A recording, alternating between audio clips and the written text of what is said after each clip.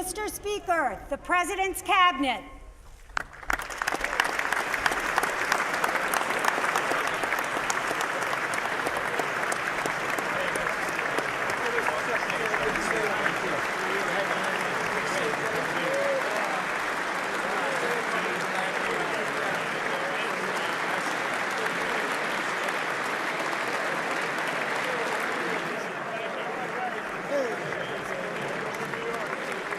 This is a Fox News special presentation.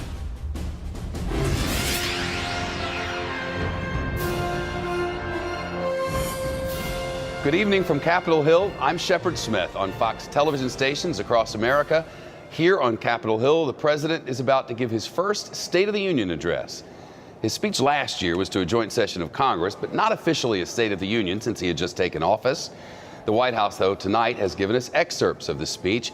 They show the president plans to say there has never been a better time to start living the American dream. And together, he will say, we're building a safe, strong, and proud America. Live pictures inside the hall as we wait for the president to arrive. We're told he's in a holding room nearby, and that he'll celebrate the new tax law, which he says is already paying off for millions of Americans. According to the excerpts from the president's speech, he'll also offer to work with both Republicans and Democrats on immigration, calling for policies that, quote, focus on the best interests of American workers and American families, and also protect our citizens. Citizens, he'll say, of every background, color, and creed. Immigration, of course, was a big sticking point in the standoff that led to a government shutdown earlier this month. The deadline to prevent another possible shutdown is a week from Thursday. The First Lady there, who arrived just a short time ago with some of her guests. And as we wait for the president to enter, he's getting a chance to make his case tonight to members of both parties and millions of Americans watching at home. The White House says the First Lady, Melania Trump, whom you just saw, will have more than a dozen guests with her tonight.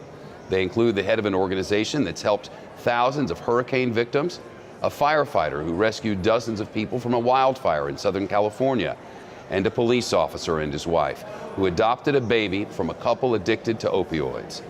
As always, one member of the president's cabinet will not be in the House chamber tonight, just in case. This year's designated survivor is the Agriculture Secretary, Sonny Perdue. Shortly after the president speaks, we'll get a Democratic response that this night from the Massachusetts Congressman Joe Kennedy III, the grandson of the former Senator and Attorney General Robert Kennedy, now a congressman from Massachusetts. We'll bring you that speech live following tonight's State of the Union address. Now let's listen as the Sergeant at Arms for the House of Representatives, Paul Irving, introduces the President of the United States, and he will shortly. While we wait, let's go straight to Peter Doocy, Fox News Capitol Hill correspondent, who's live inside the chamber. Peter, good evening.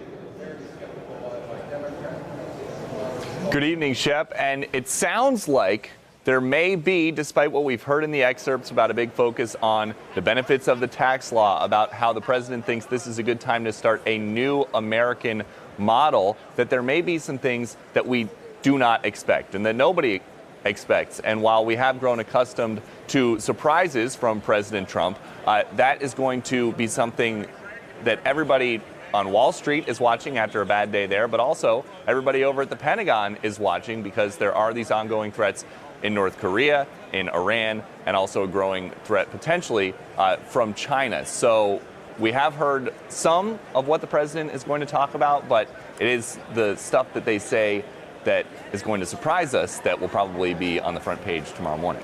The First Lady waving in the gallery there. She arrived early, separate from the president tonight. She did. She came about 25 minutes before, and we are told that's just because she and the Second Lady, Karen Pence, wanted to have some time privately here at the Capitol with all of the president's guests to make sure that while they were in D.C., they didn't just get a speech for 2 hours and a photo op with the president. They wanted to get to know these folks, and that is what they were doing ahead of the president's arrival, and he is now upstairs. Shep. Peter Doocy, live for us. Peter, thank you. We're told that the president has left the holding room, which means he'll be announced momentarily. Let's turn to A.B. Stoddard, associate editor and columnist at RealClearPolitics.com, and our color analyst for the evening. A.B., it's great to see you. Great to be with you, Shep.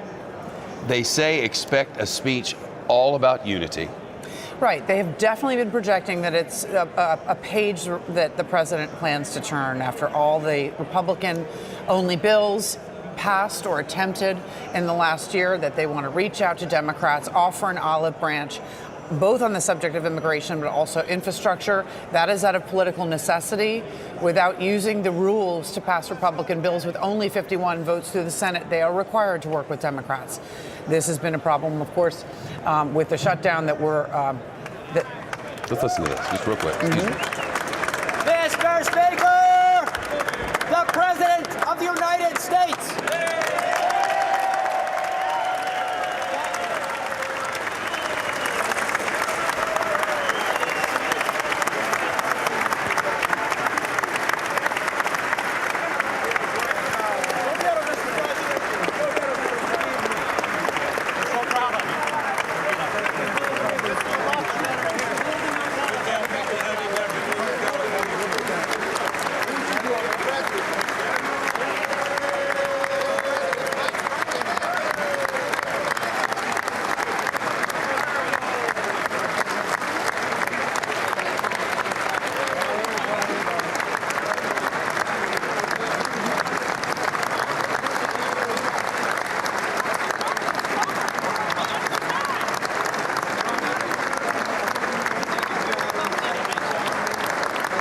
We've been watching this together for a lot of years.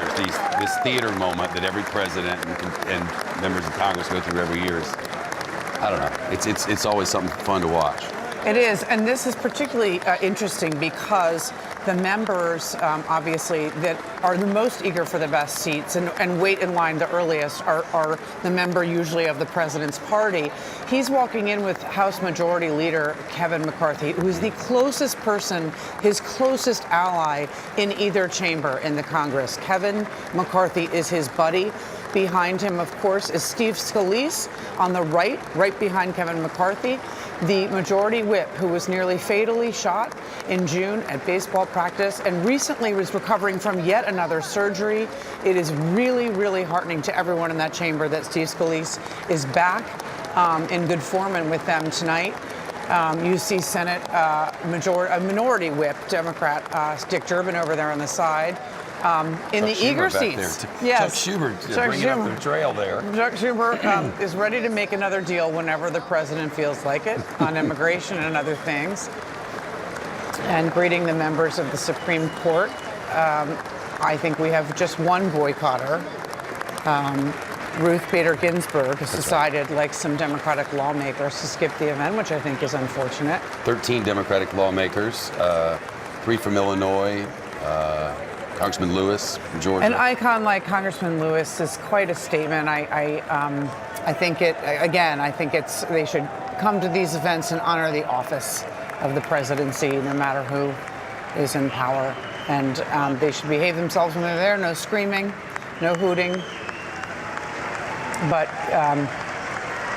it's a tradition in our democracy that is important to uphold.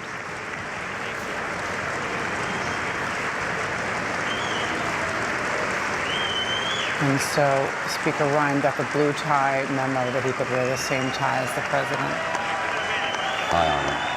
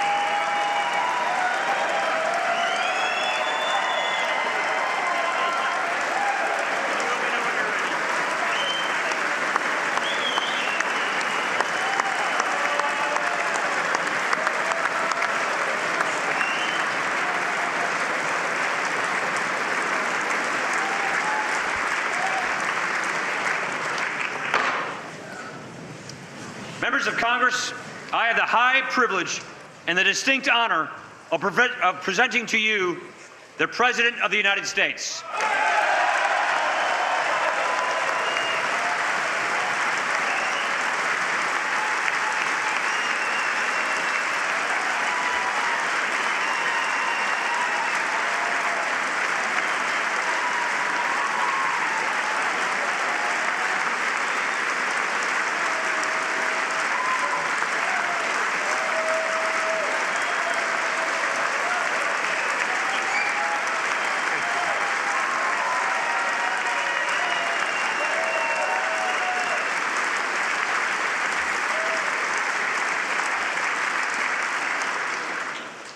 Mr. Speaker, Mr. Vice President, members of Congress, the First Lady of the United States, and my fellow Americans. Less than 1 year has passed since I first stood at this podium in this majestic chamber to speak on behalf of the American people and to address their concerns, their hopes, and their dreams. That night, our new administration had already taken very swift action. A new tide of optimism was already sweeping across our land. Each day since, we have gone forward with a clear vision and a righteous mission to make America great again for all Americans.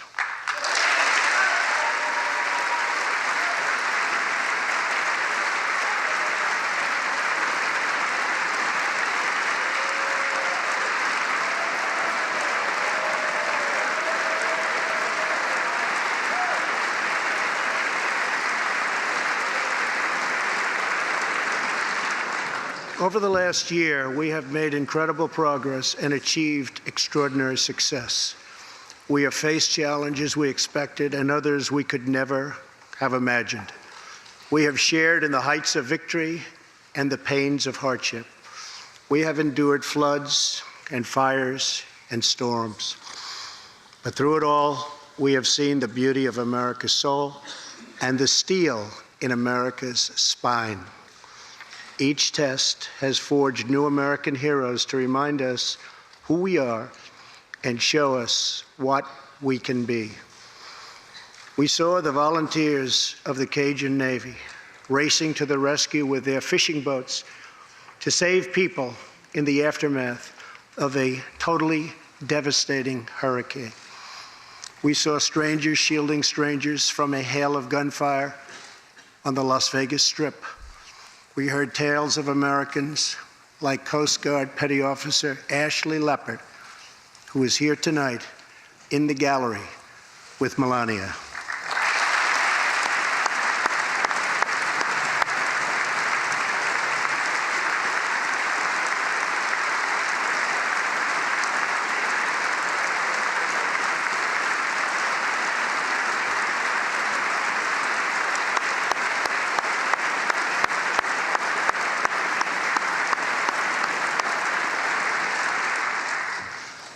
Ashley was aboard one of the first helicopters on the scene in Houston during the Hurricane Harvey. Through 18 hours of wind and rain, Ashley braved live power lines and deep water to help save more than 40 lives. Ashley, we all thank you. Thank you very much.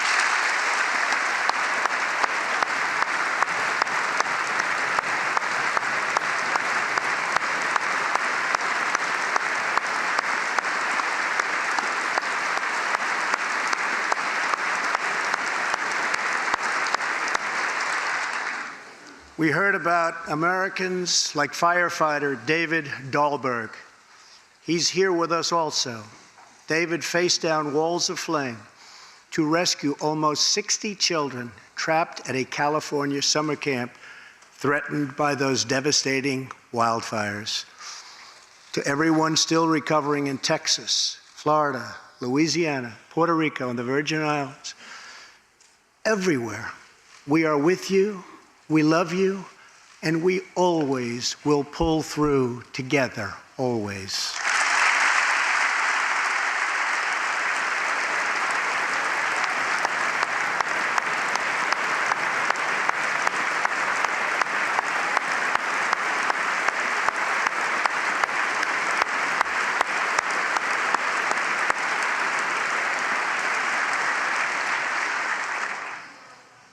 Thank you to David and the brave people of California. Thank you very much, David.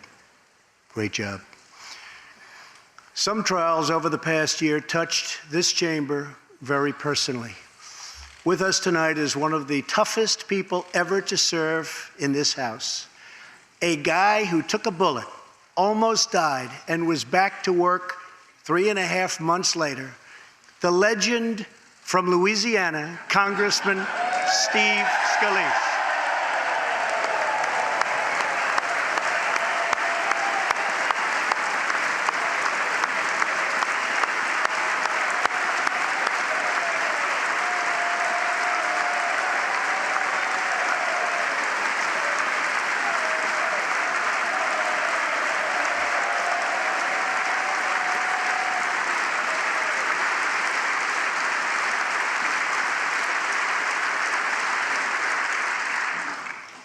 I think they like you, Steve.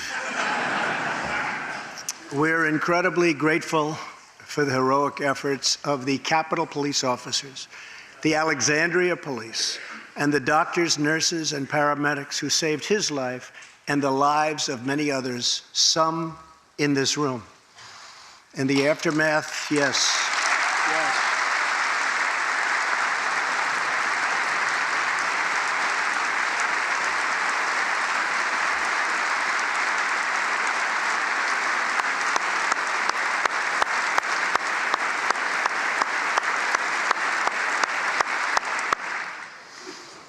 In the aftermath of that terrible shooting, we came together, not as Republicans or Democrats, but as representatives of the people. But it is not enough to come together only in times of tragedy. Tonight, I call upon all of us to set aside our differences, to seek out common ground, and to summon the unity we need to deliver for the people. This is really the key. These are the people we were elected to serve.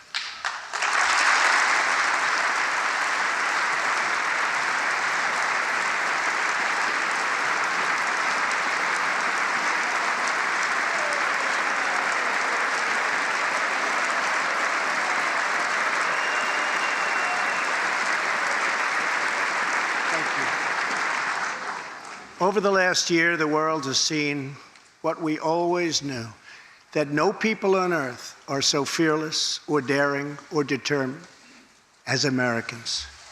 If there is a mountain, we climb it. If there's a frontier, we cross it. If there's a challenge, we tame it.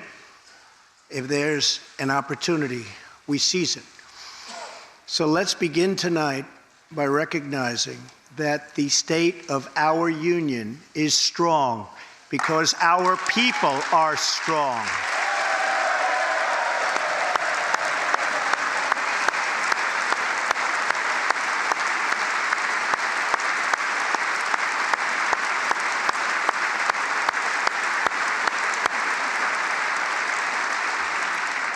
And together we are building a safe, strong, and proud America. Since the election, we have created 2.4 million new jobs, including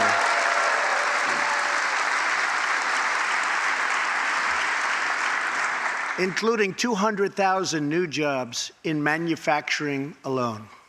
Tremendous numbers. After years and years of wage stagnation, we are finally seeing rising wages.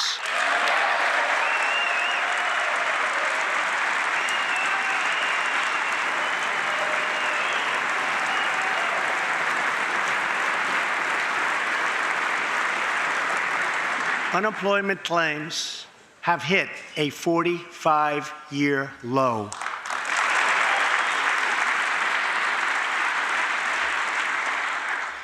And something I'm very proud of, African American unemployment stands at the lowest rate ever recorded.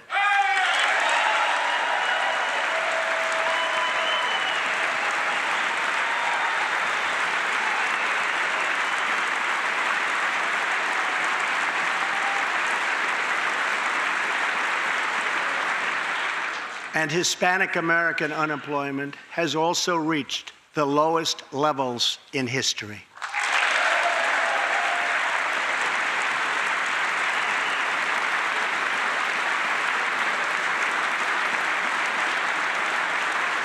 Small business confidence is at an all-time high. The stock market has smashed one record after another, gaining $8 trillion and more in value in just this short period of time. The great news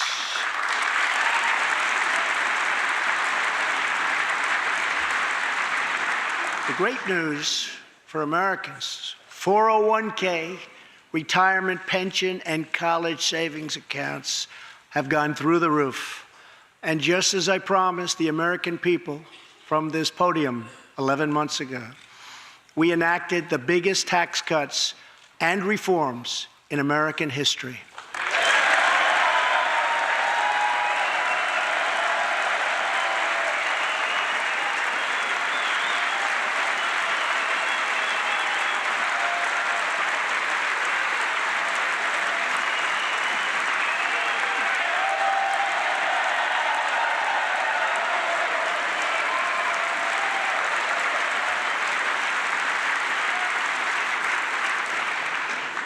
Our massive tax cuts provide tremendous relief for the middle class and small business. To lower tax rates for hardworking Americans, we nearly doubled the standard deduction for everyone.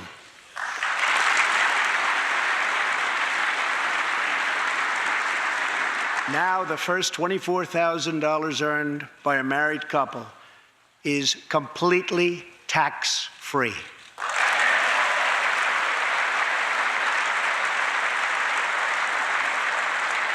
We also doubled the child tax credit.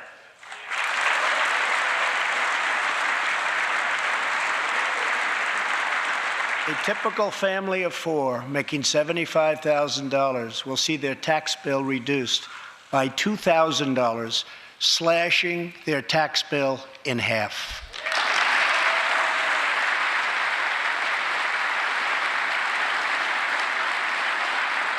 In April, this will be the last time you will ever file under the old and very broken system, and millions of Americans will have more take-home pay starting next month, a lot more.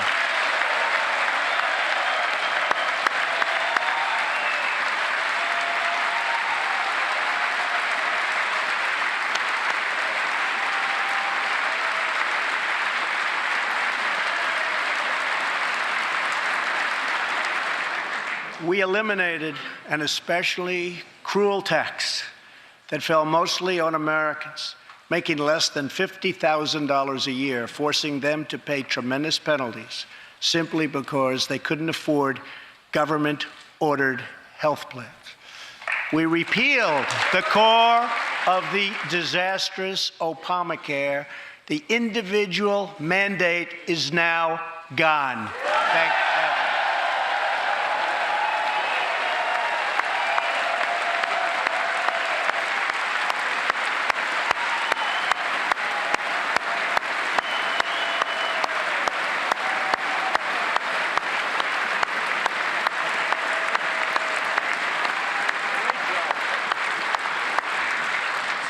We slashed the business tax rate from 35% all the way down to 21%, so American companies can compete and win against anyone else anywhere in the world.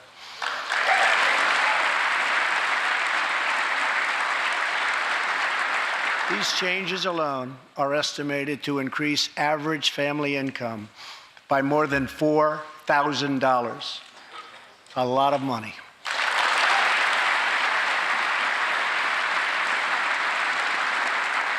Small businesses have also received a massive tax cut and can now deduct 20% of their business income.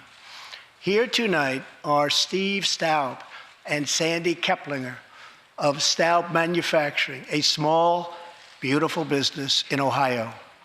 They've just finished the best year in their 20-year history.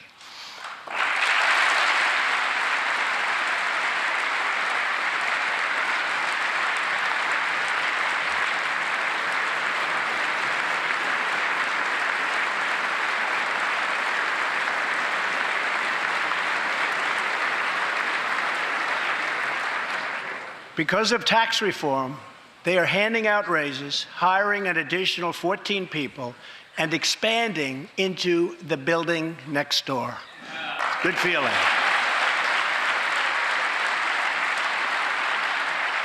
One of Staub's employees, Corey Adams, is also with us tonight. Corey is an all-American worker. He supported himself through high school, lost his job during the 2008 recession, and was later hired by Staub, where he trained to become a welder.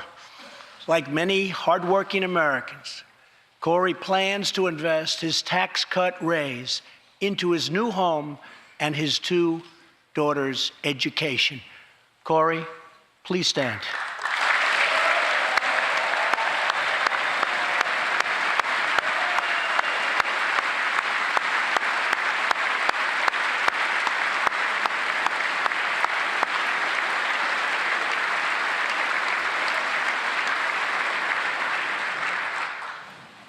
And he's a great welder.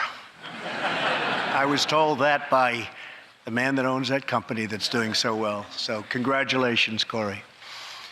Since we passed tax cuts, roughly 3 million workers have already gotten tax cut bonuses, many of them thousands and thousands of dollars per worker, and it's getting more every month, every week. Apple has just announced it plans to invest a total of $350 billion in America and hire another 20,000 workers.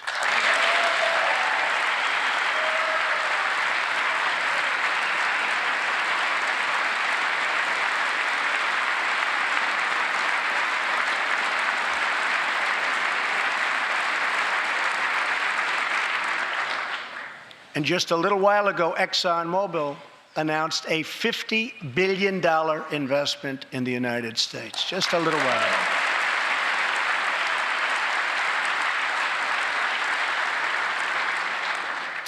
This, in fact, is our new American moment. There has never been a better time to start living the American dream. So to every citizen watching at home tonight, no matter where you've been or where you've come from, this is your time. If you work hard, if you believe in yourself, if you believe in America, then you can dream anything. You can be anything. And together, we can achieve absolutely anything.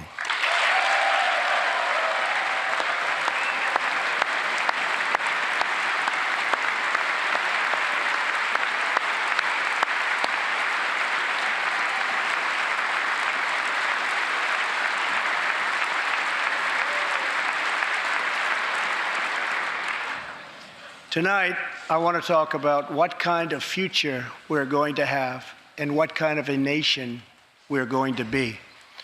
All of us together as one team, one people, and one American family can do anything.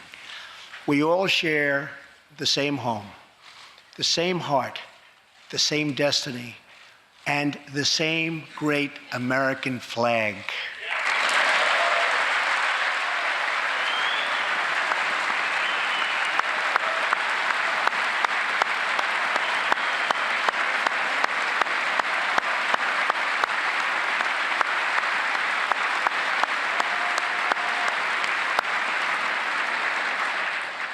Together, we are rediscovering the American way. In America, we know that faith and family, not government and bureaucracy, are the center of American life. The motto is, "In God we trust."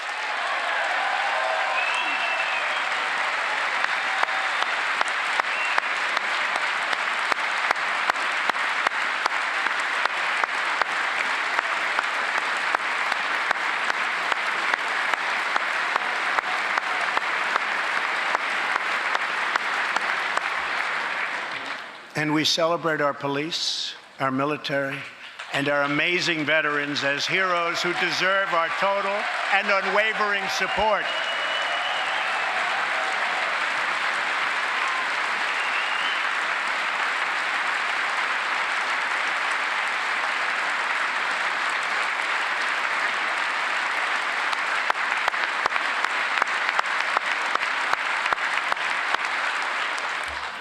Here tonight is Preston Sharp, a 12-year-old boy from Redding, California, who noticed that veterans' graves were not marked with flags on Veterans Day. He decided all by himself to change that and started a movement that has now placed 40,000 flags at the graves of our great heroes. Preston, a job well done.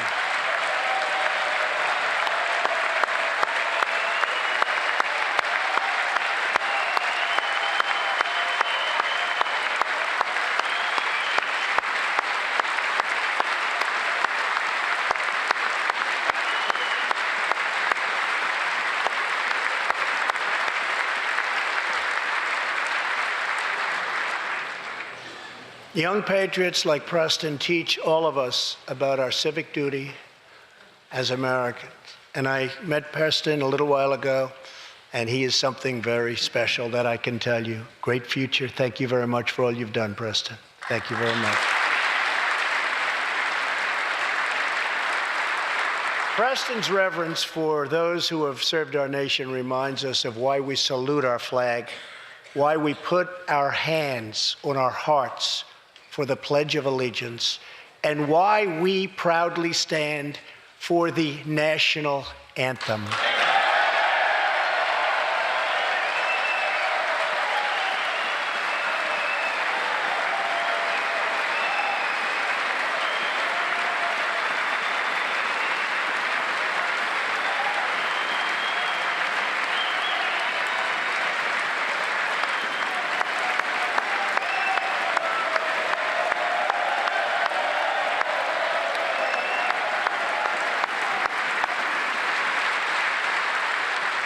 Americans love their country, and they deserve a government that shows them the same love and loyalty in return.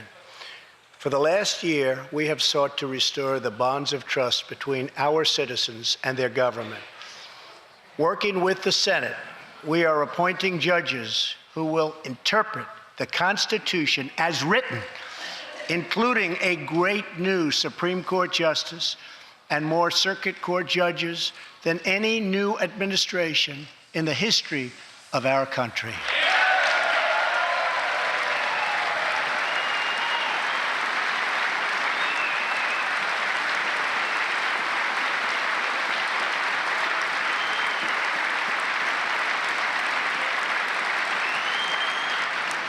We are totally defending our Second Amendment and have taken historic actions to protect religious liberty.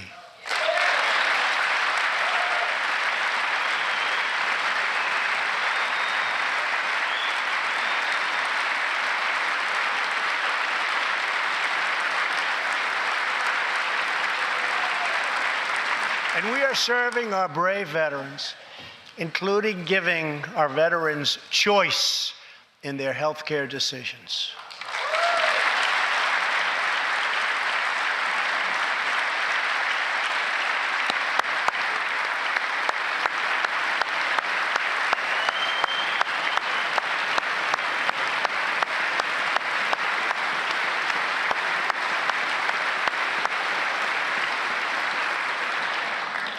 Last year, Congress also passed, and I signed, the landmark VA Accountability Act.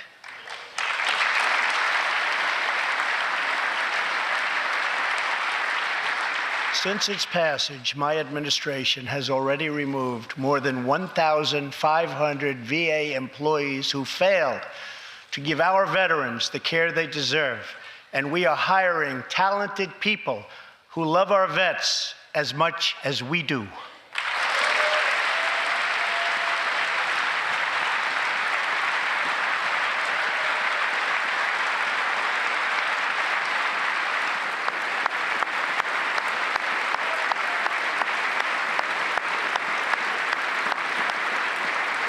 And I will not stop until our veterans are properly taken care of, which has been my promise to them from the very beginning of this great journey.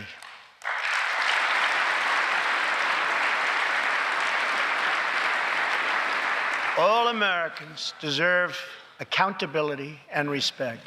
And that's what we are giving to our wonderful heroes, our veterans. Thank you.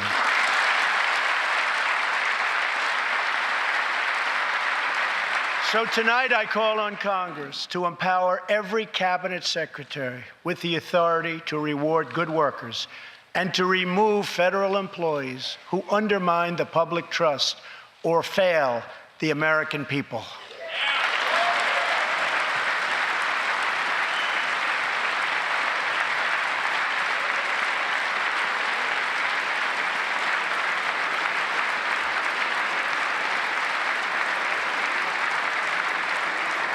In our drive to make Washington accountable, we have eliminated more regulations in our first year than any administration in the history of our country.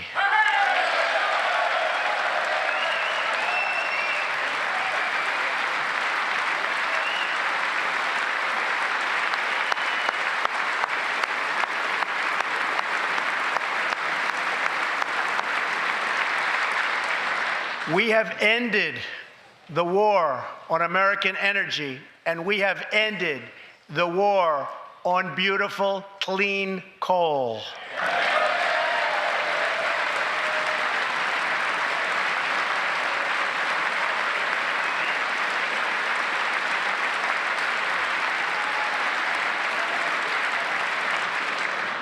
We are now very proudly an exporter of energy to the world.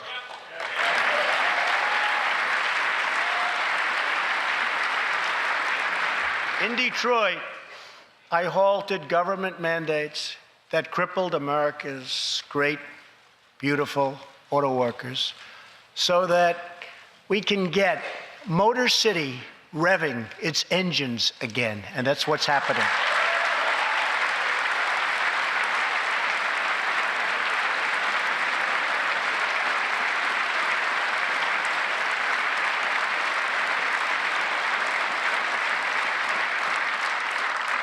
Many car companies are now building and expanding plants in the United States, something we haven't seen for decades. Chrysler is moving a major plant from Mexico to Michigan. Toyota and Mazda are opening up a plant in Alabama, a big one, and we haven't seen this in a long time. It's all coming back.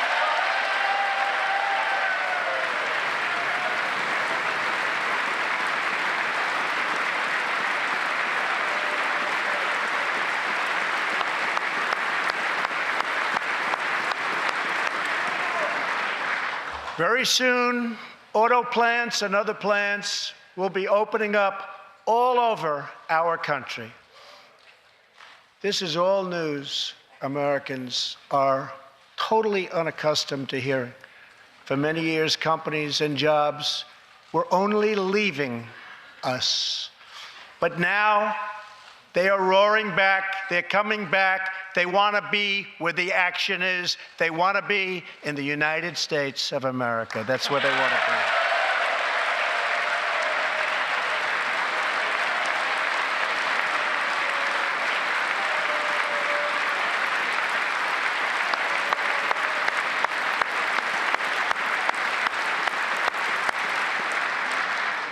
Exciting progress is happening every single day. To speed access to breakthrough cures and affordable generic drugs, last year, the FDA approved more new and generic drugs and medical devices than ever before in our country's history.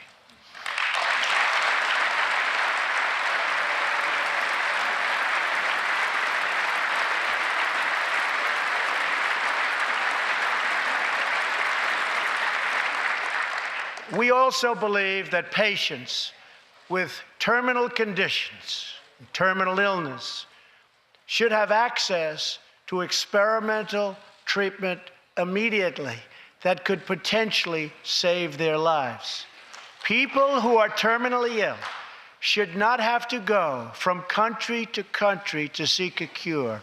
I want to give them a chance right here at home It's time for Congress to give these wonderful, incredible Americans the right to try.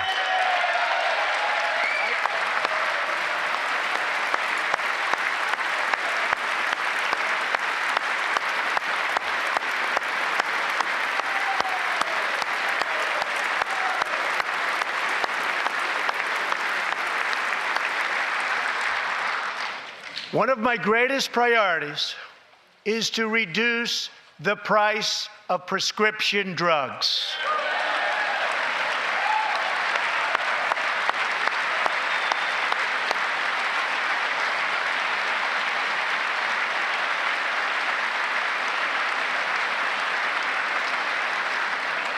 In many other countries, these drugs cost far less than what we pay in the United States, and it's very, very unfair. That is why I've directed my administration to make fixing the injustice of high drug prices one of my top priorities for the year.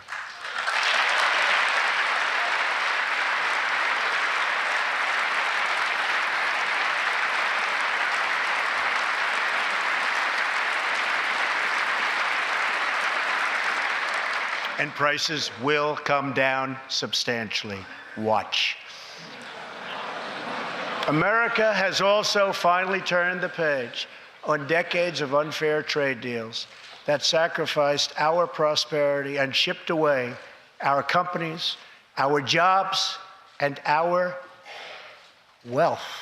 Our nation has lost its wealth, but we're getting it back so fast. The era of economic surrender is totally over. From now on, we expect trading relationships to be fair and, very importantly, reciprocal.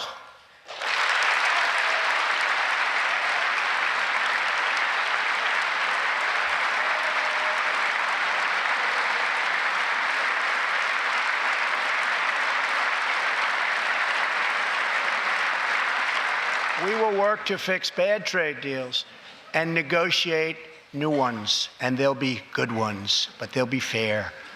And we will protect American workers and American intellectual property through strong enforcement of our trade rules.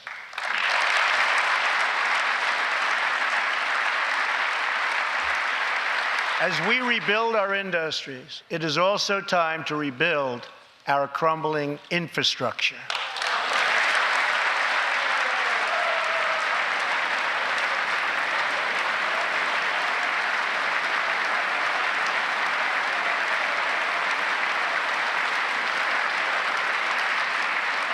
America is a nation of builders. We built the Empire State Building in just 1 year. Isn't it a disgrace that it can now take 10 years just to get a minor permit approved for the building of a simple road?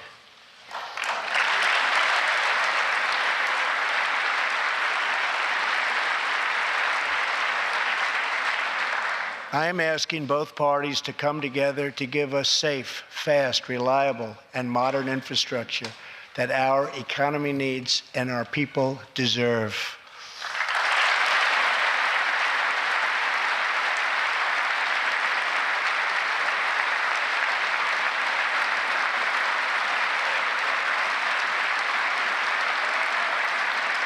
Tonight, I'm calling on Congress to produce a bill that generates at least $1.5 trillion for the new infrastructure investment that our country so desperately needs. Every federal dollar should be leveraged by partnering with state and local governments and, where appropriate, tapping into private sector investment to permanently fix the infrastructure deficit, and we can do it.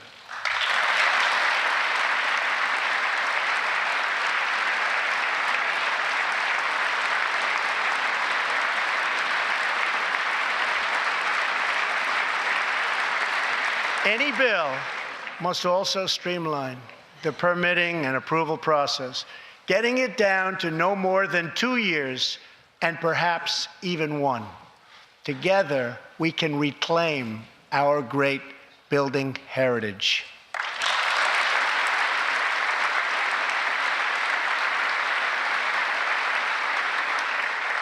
We will build gleaming new roads, bridges, highways, railways, and waterways all across our land.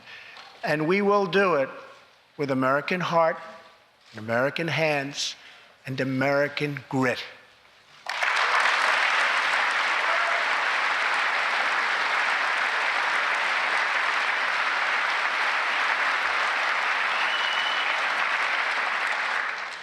We want every American to know the dignity of a hard day's work. We want every child to be safe in their home at night. And we want every citizen to be proud of this land that we all love so much. We can lift our citizens from welfare to work, from dependence to independence, and from poverty to prosperity. As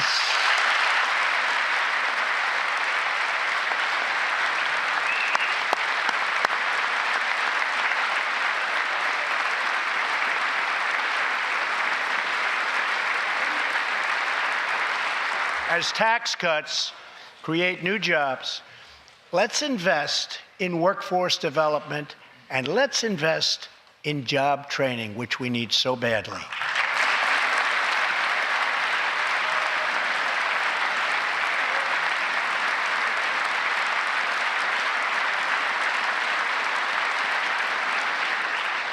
Let's open great vocational schools so our future workers can learn a craft and realize their full potential.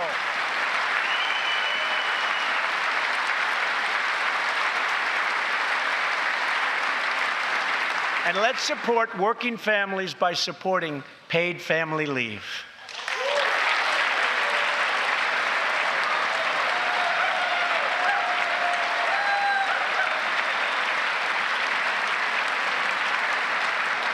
As America regains its strength, opportunity must be extended to all citizens. That is why this year we will embark on reforming our prisons to help former inmates who have served their time get a second chance at life.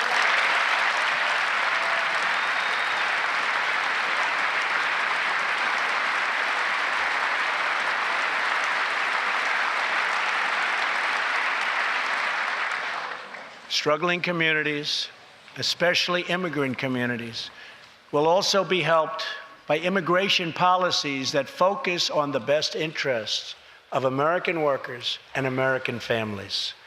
For decades, open borders have allowed drugs and gangs to pour into our most vulnerable communities. They've allowed millions of low-wage workers to compete for jobs and wages against the poorest Americans.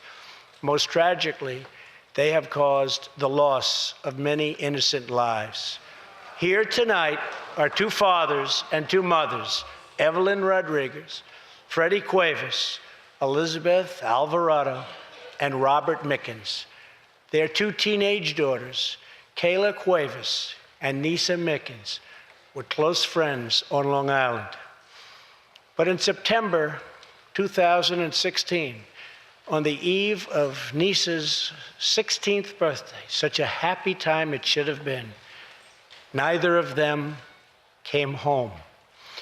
These two precious girls were brutally murdered while walking together in their hometown. 6 members of the savage MS-13 gang have been charged with Kayla and Nisa's murders. Many of these gang members took advantage of glaring loopholes in our laws to enter the country as illegal, unaccompanied, alien minors and wound up in Kayla and Nisa's high school. Evelyn, Elizabeth, Freddie, and Robert, tonight everyone in this chamber is praying for you. Everyone in America is grieving for you. Please stand. Thank you very much.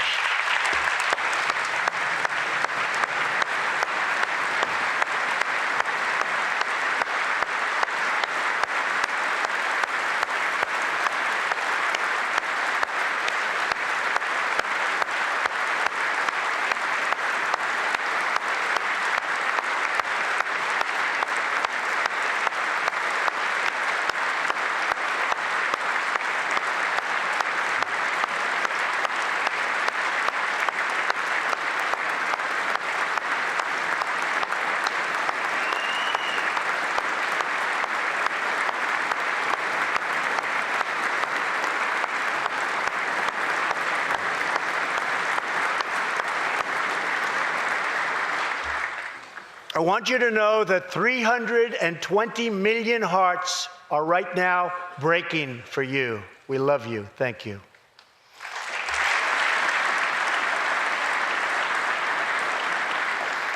While we cannot imagine the depths of that kind of sorrow, we can make sure that other families never have to endure this kind of pain. Tonight, I am calling on Congress to finally close the deadly loopholes that have allowed MS-13 and other criminal gangs to break into our country. We have proposed new legislation that will fix our immigration laws and support our ICE and Border Patrol agents. These are great people. These are great, great people that work so hard in the midst of such danger, so that this can never happen again.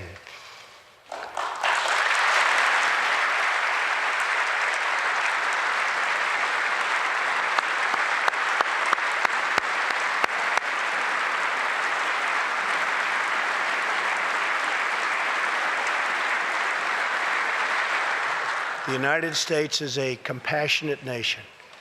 We are proud that we do more than any other country anywhere in the world to help the needy, the struggling, and the underprivileged all over the world.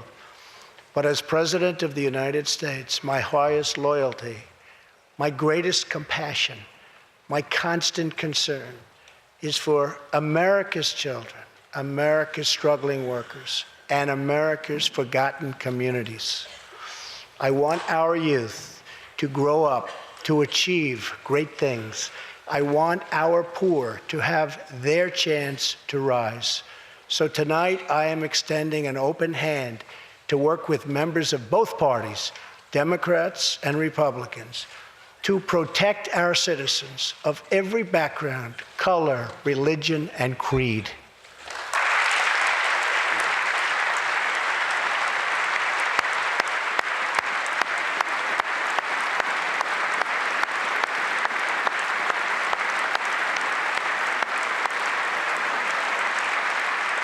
My duty, and the sacred duty of every elected official in this chamber, is to defend Americans, to protect their safety, their families, their communities, and their right to the American dream. Because Americans are dreamers too.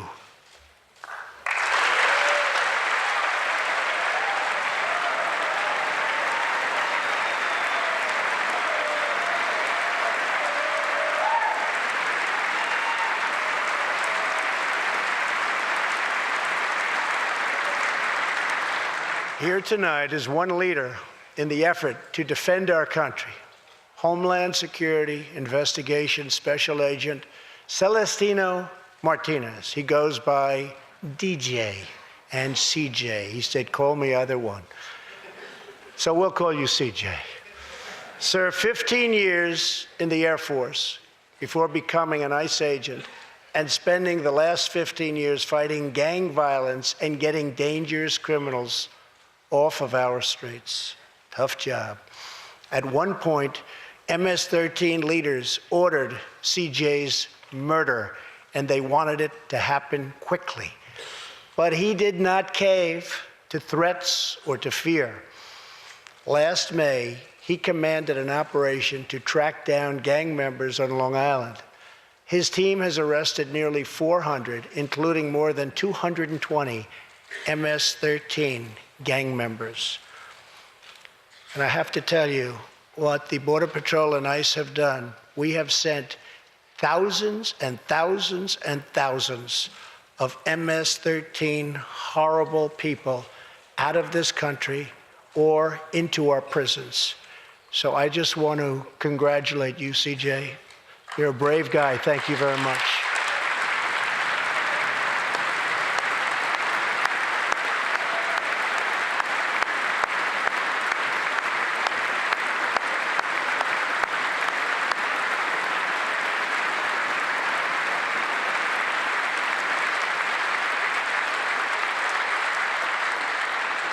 And I asked CJ, what's the secret? He said, we're just tougher than they are. And I like that answer.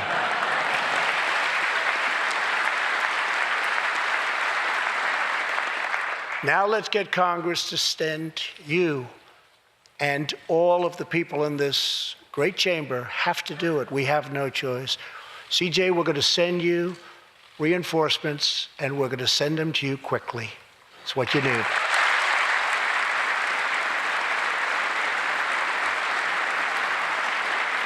Over the next few weeks, the House and Senate will be voting on an immigration reform package.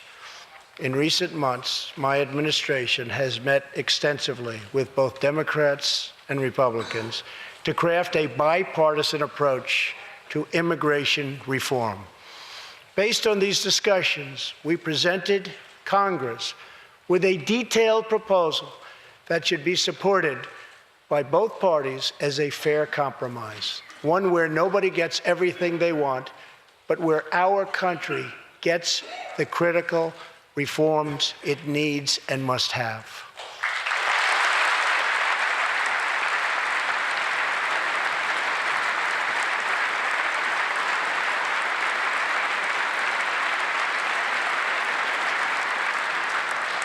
Here are the 4 pillars of our plan. The first pillar of our framework generously offers a path to citizenship for 1.8 million illegal immigrants who were brought here by their parents at a young age. That covers almost 3 times more people than the previous administration covered.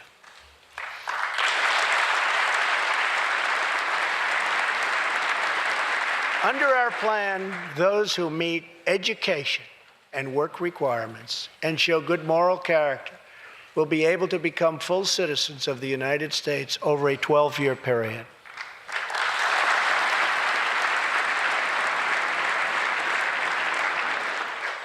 The second pillar fully secures the border.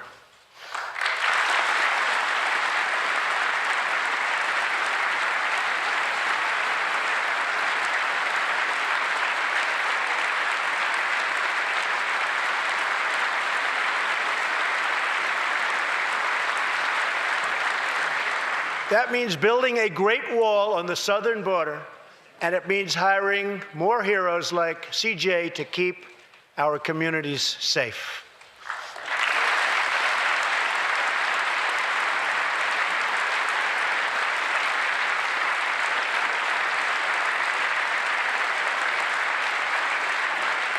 Crucially, our plan closes the terrible loopholes exploited by criminals and terrorists to enter our country, and it finally ends the horrible and dangerous practice of catch and release.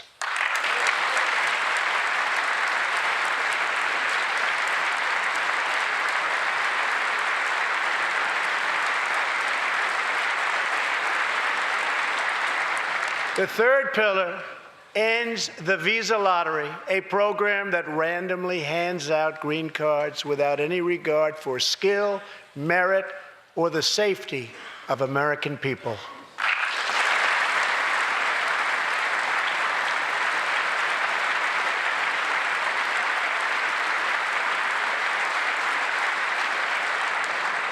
It's time to begin moving toward a merit-based immigration system, one that admits people who are skilled, who want to work, who will contribute to our society, and who will love and respect our country.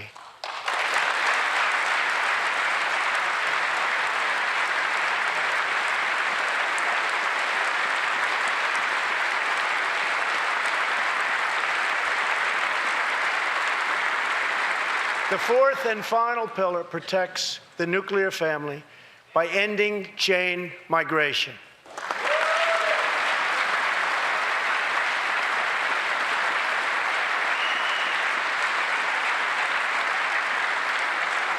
Under the current broken system, a single immigrant can bring in virtually unlimited numbers of distant relatives. Under our plan, we focus on the immediate family by limiting sponsorships to spouses and minor children.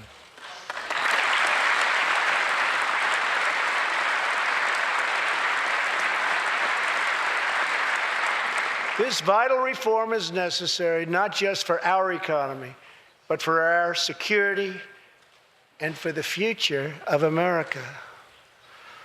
In recent weeks, 2 terrorist attacks in New York were made possible by the visa lottery and chain migration. In the age of terrorism, these programs present risks we can just no longer afford. It's time to reform.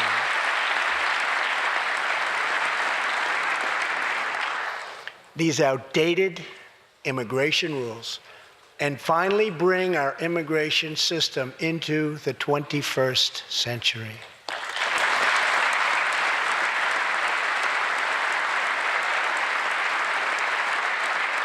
These 4 pillars represent a down-the-middle compromise and one that will create a safe, modern, and lawful immigration system.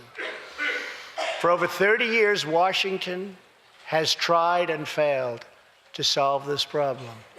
This Congress can be the one that finally makes it happen.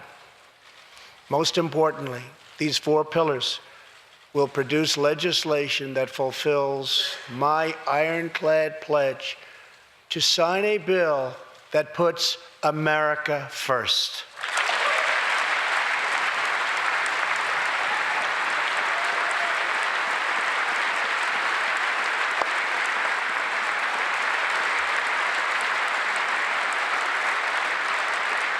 So let's come together, set politics aside, and finally get the job done.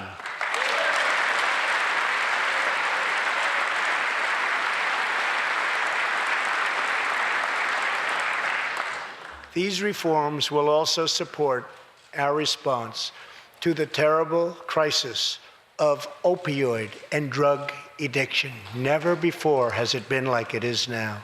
It is terrible. We have to do something about it.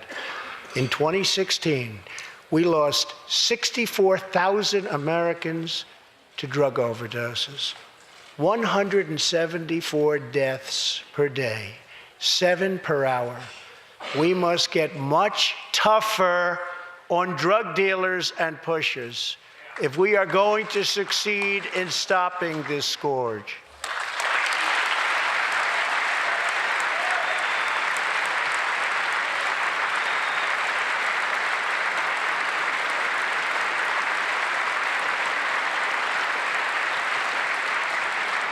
My administration is committed to fighting the drug epidemic and helping get treatment for those in need, for those who have been so terribly hurt. The struggle will be long and it will be difficult, but as Americans always do, in the end, we will succeed, we will prevail.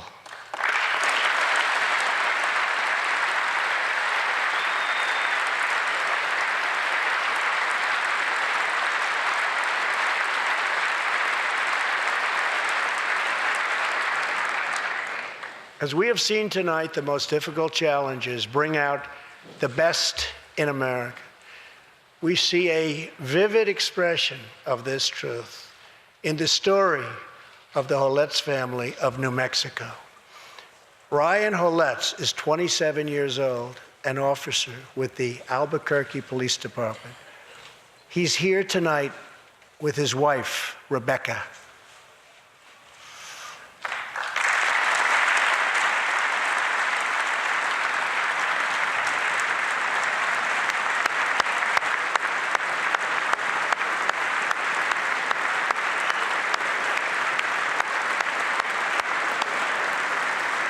Thank you, Ryan. Last year, Ryan was on duty when he saw a pregnant, homeless woman preparing to inject heroin. When Ryan told her she was going to harm her unborn child, she began to weep. She told him she didn't know where to turn, but badly wanted a safe home for her baby. In that moment, Ryan said he felt God speak to him. You will do it because you can. He heard those words. He took out a picture of his wife and their 4 kids. Then he went home to tell his wife, Rebecca. In an instant, she agreed to adopt. The Hollettes named their new daughter Hope. Ryan and Rebecca, you embody the goodness of our nation. Thank you.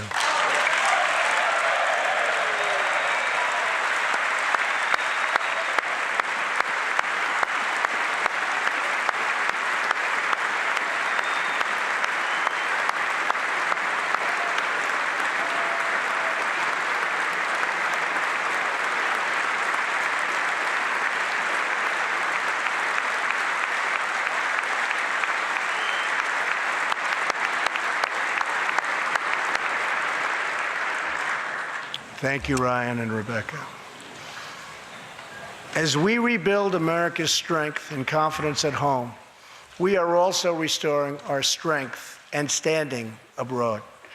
Around the world, we face rogue regimes, terrorist groups, and rivals like China and Russia that challenge our interests, our economy, and our values.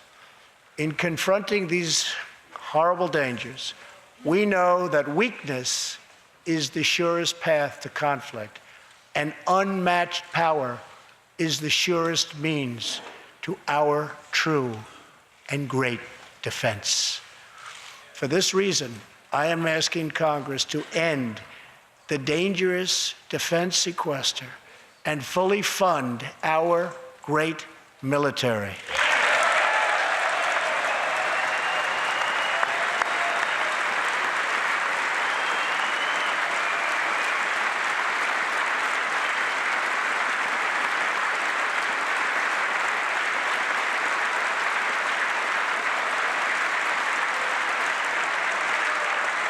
As part of our defense, we must modernize and rebuild our nuclear arsenal, hopefully never having to use it, but making it so strong and so powerful that it will deter any acts of aggression by any other nation or anyone else.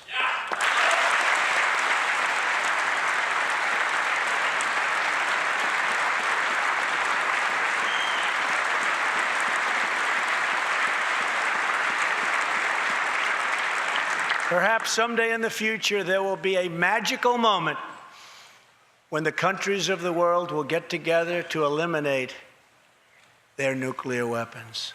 Unfortunately, we are not there yet, sadly. Last year, I also pledged that we would work with our allies to extinguish ISIS from the face of the earth. 1 year later, I am proud to report that the coalition to defeat ISIS has liberated very close to 100% of the territory just recently held by these killers in Iraq and in Syria and in other locations as well.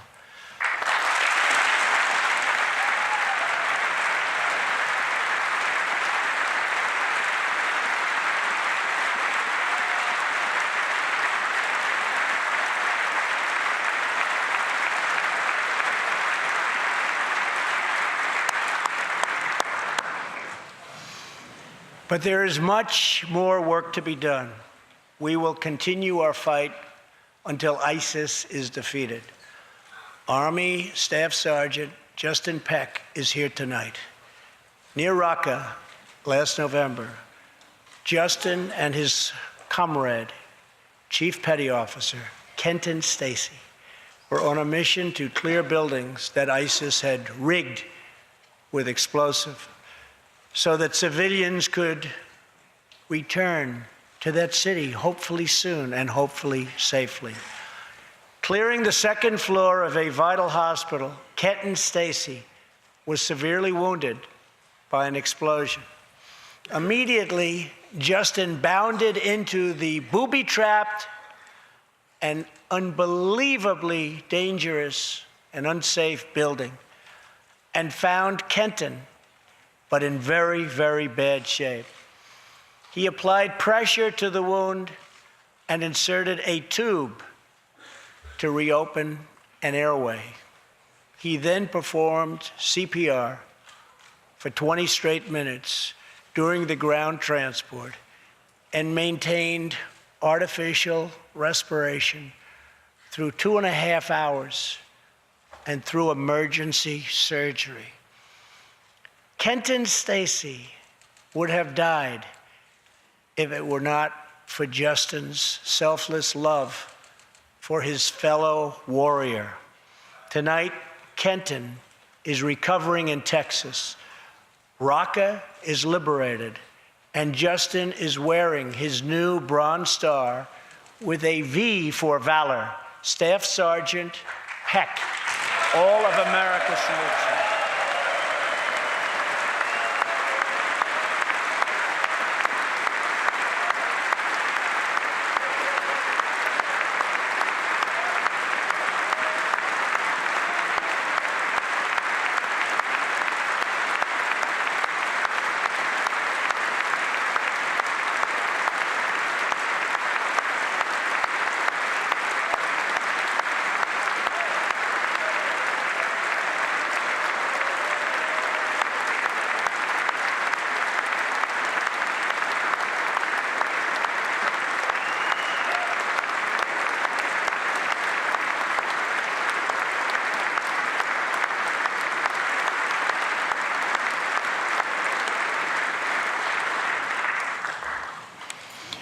Terrorists who do things like place bombs in civilian hospitals are evil.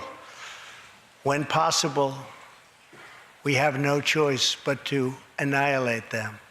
When necessary, we must be able to detain and question them. But we must be clear, terrorists are not merely criminals. They are unlawful enemy combatants.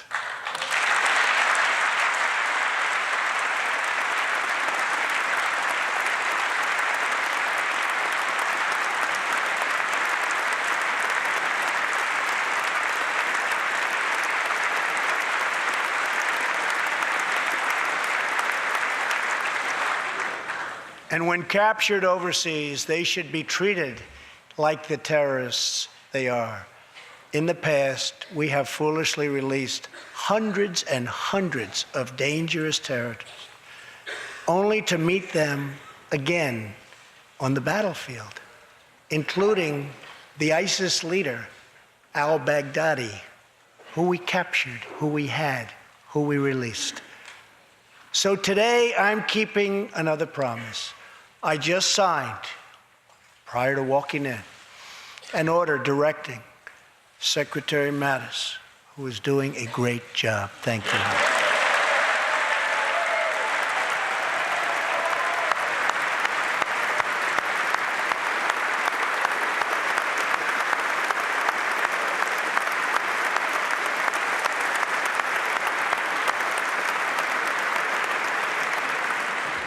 To re-examine our military detention policy and to keep open the detention facilities in Guantanamo Bay.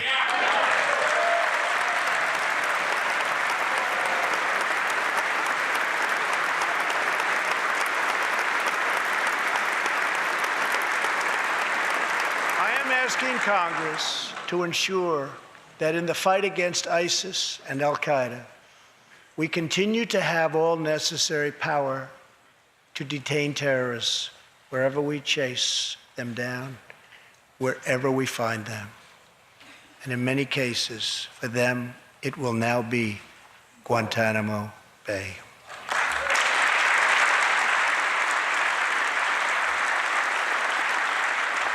At the same time, as of a few months ago, our warriors in Afghanistan have new rules of engagement.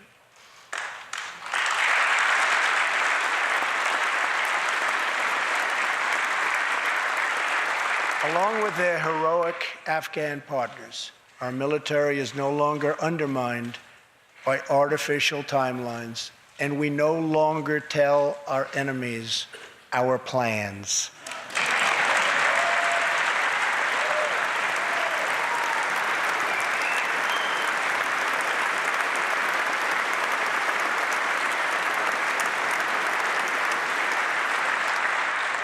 Last month, I also took an action endorsed unanimously by the U.S. Senate just months before. I recognized Jerusalem as the capital of Israel.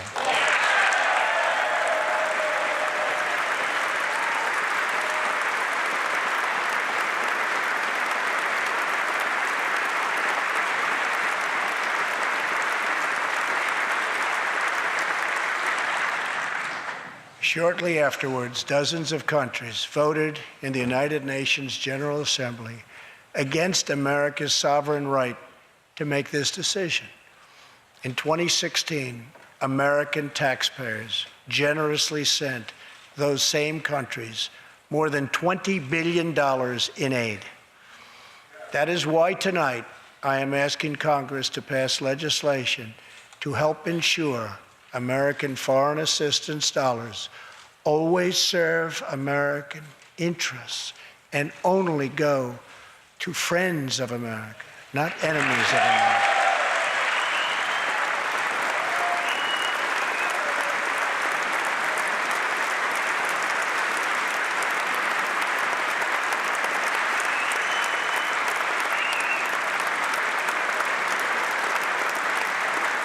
As we strengthen friendships all around the world, we are also restoring clarity about our adversaries. When the people of Iran rose up against the crimes of their corrupt dictatorship, I did not stay silent. America stands with the people of Iran in their courageous struggle for freedom.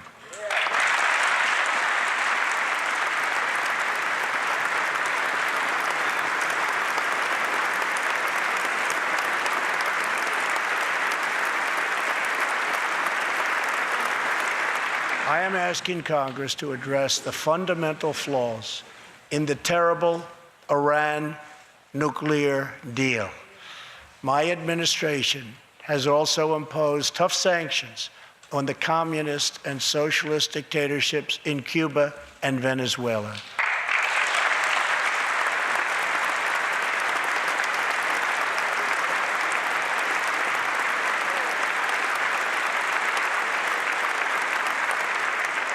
But no regime has oppressed its own citizens more totally or brutally than the cruel dictatorship in North Korea. North Korea's reckless pursuit of nuclear missiles could very soon threaten our homeland. We are waging a campaign of maximum pressure to prevent that from ever happening. Past experience has taught us that complacency and concessions only invite aggression and provocation. I will not repeat the mistakes of past administrations that got us into this very dangerous position. We need only look at the depraved character of the North Korean regime to understand the nature of the nuclear threat it could pose to America and to our allies. Otto Warmbier was a hard-working student at the University of Virginia, and a great student he was. On his way to study abroad in Asia, Otto joined a tour to North Korea. At its conclusion, this wonderful young man was arrested and charged with crimes against the state. After a shameful trial, the dictatorship sentenced Otto to 15 years of hard labor before returning him to America last June, horribly injured and on the verge of death. He passed away just days after his return. Otto's wonderful parents, Fred and Cindy Warmbier, are here with us tonight, along with Otto's brother and sister, Austin and Greta. Please.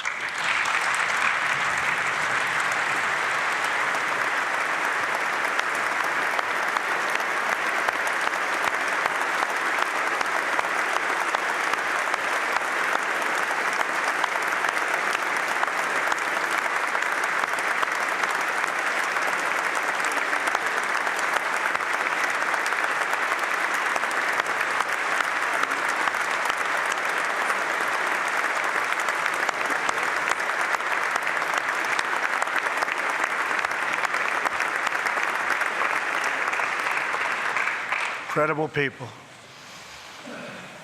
You are powerful witnesses to a menace that threatens our world, and your strength truly inspires us all. Thank you very much. Thank you.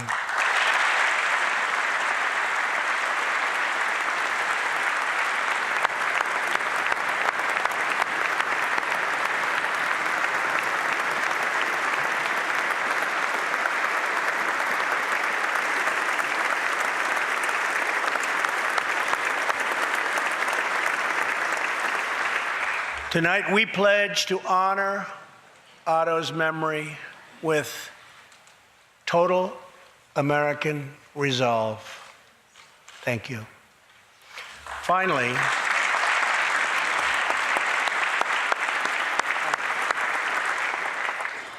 we are joined by one more witness to the ominous nature of this regime. His name is Mr. Ji Sung-ho. In 1996, Sung-ho was a starving boy in North Korea. One day he tried to steal coal from a railroad car to barter for a few scraps of food, which were very hard to get. In the process, he passed out on the train tracks, exhausted from hunger. He woke up as a train ran over his limbs.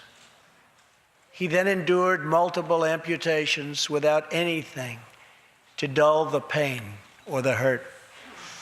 His brother and sister gave what little food they had to help him recover and ate dirt themselves, permanently stunting their own growth.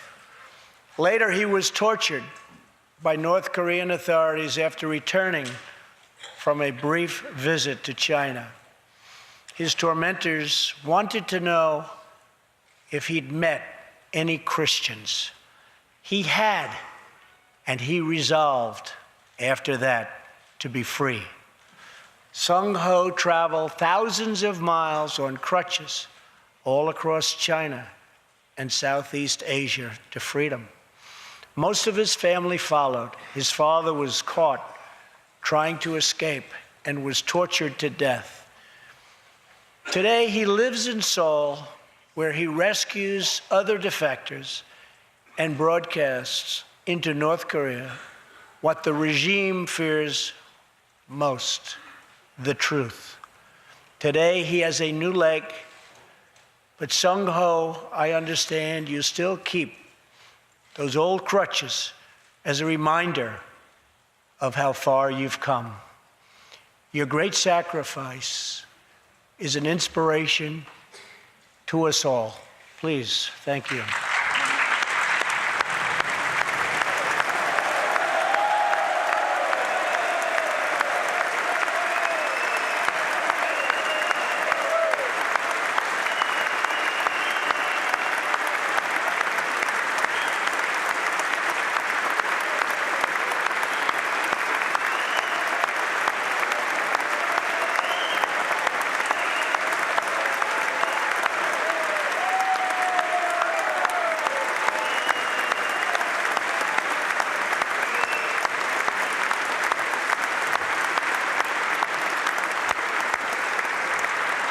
Sung-ho's story is a testament to the yearning of every human soul to live in freedom.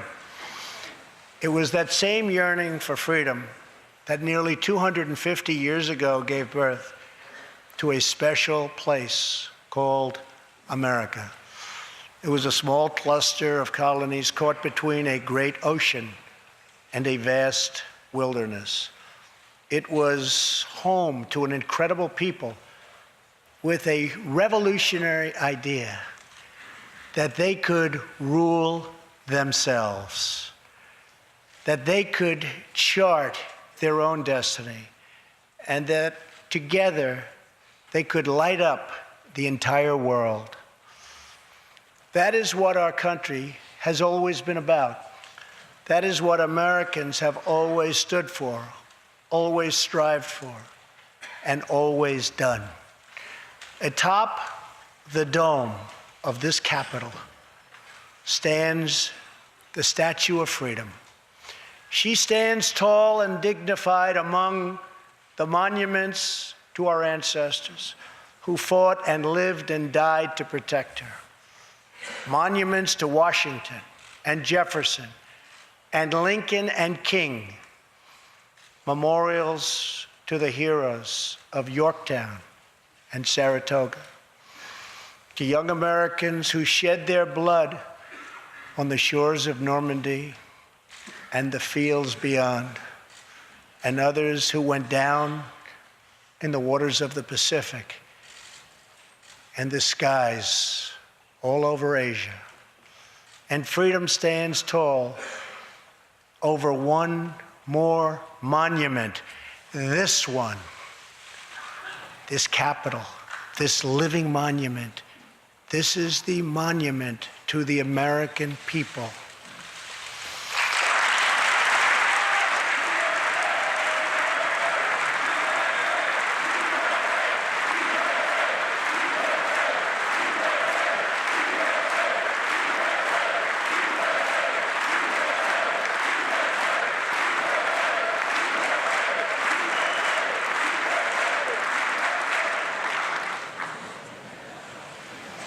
We're a people whose heroes live not only in the past, but all around us, defending hope, pride, and defending the American way.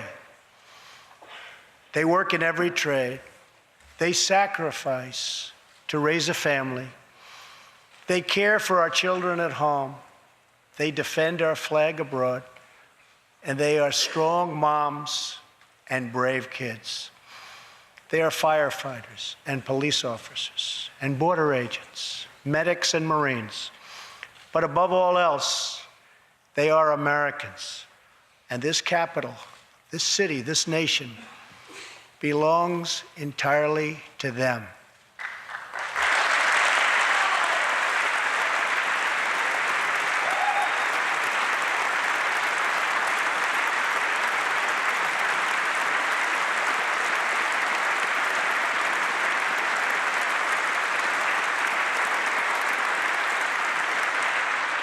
Our task is to respect them, to listen to them, to serve them, to protect them, and to always be worthy of them. Americans fill the world with art and music. They push the bounds of science and discovery, and they forever remind us of what we should never, ever forget. The people dreamed this country. The people built this country. And it's the people who are making America great again.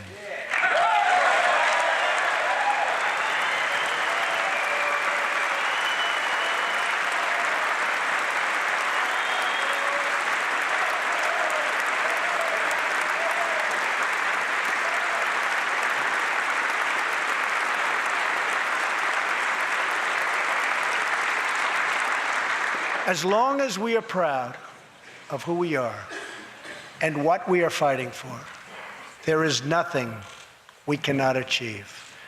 As long as we have confidence in our values, faith in our citizens, and trust in our God, we will never fail. Our families will thrive.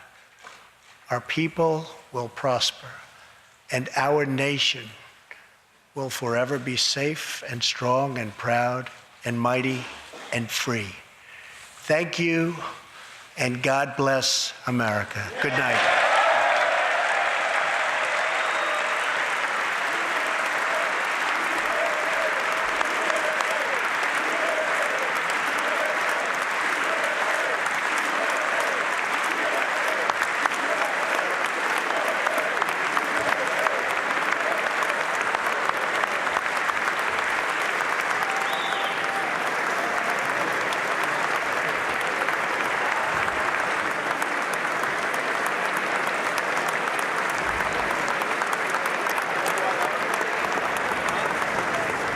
The state of our union is strong because our people are strong, and this is our new American moment.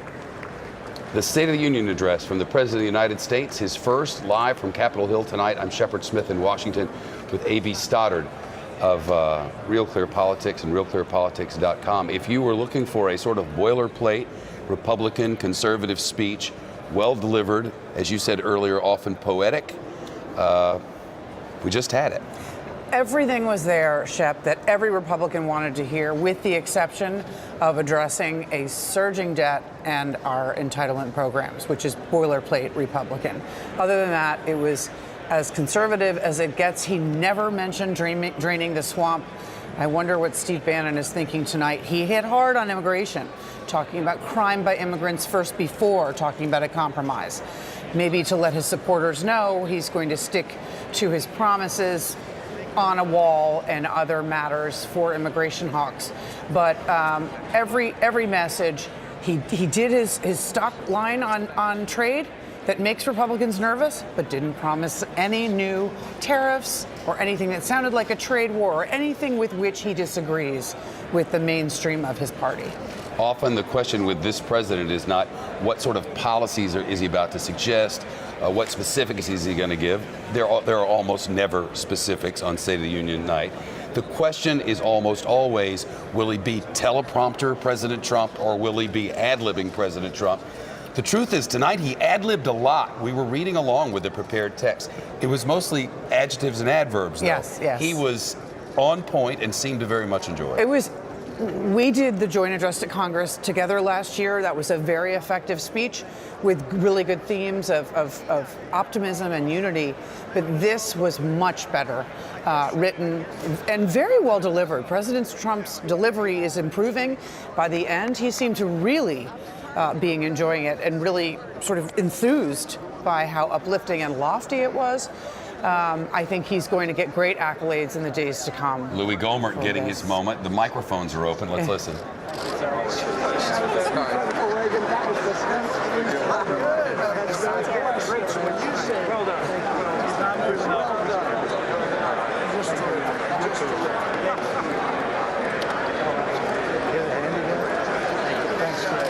Thanks, fellas. Appreciate it, fellas. Saw that face smile. They didn't even stand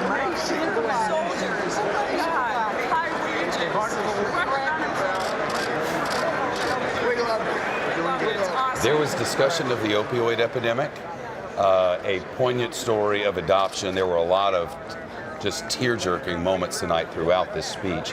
Some really fantastic guests, I thought, some with incredible stories, but no specifics about what to do about this opioid epidemic it's crushing so many parts of our nation. People want specifics.